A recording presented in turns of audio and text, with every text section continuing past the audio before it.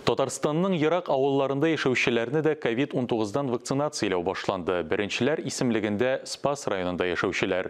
Иң элек алар мобиль поликлиникада диспансерлаштыру уза, аннары җирле фельдшер-акушерлык пунктында прививка ясата. Вакцина ясаган шәһәр кешене табиблар тикшерә. Рамил Мингалиев, хакимият хезмәткәре, прививканың кирәклеген үз үрнәгендә күрсәтергә булган. Поселение одно из самых удаленных. Без район үзәгеннән иң еракта урнашкан авыл җирлекләренең берсе.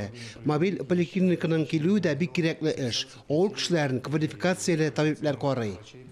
Пенсионер Нина Грабенкова да аның үрнәгенә ияргән. Инде олыгайып барса да, үзеңне куркыныч авырудан сакларга кирәк дип саный. Телевизор смотрим, страшно же, там же вон сколько говорят, умирают, боязно. Быел Спас районда Спутник В вакцинасының беренче дозасыннан инде 140 кеше прививка ясаткан. Бу атнада тагын 150 кешегә прививка ясарга планлаштыралар.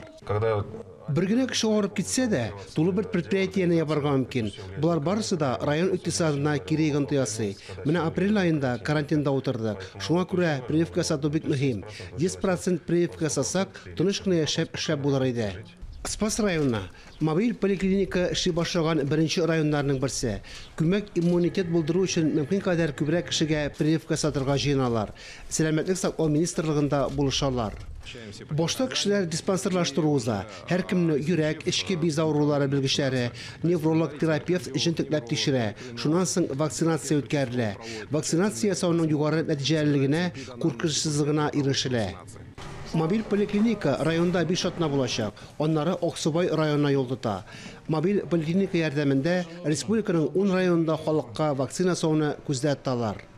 Харис Мөхәммәтов, Ралина Абрамова, Владимир Юрков, Татарстан яңалыклары, Спас районы.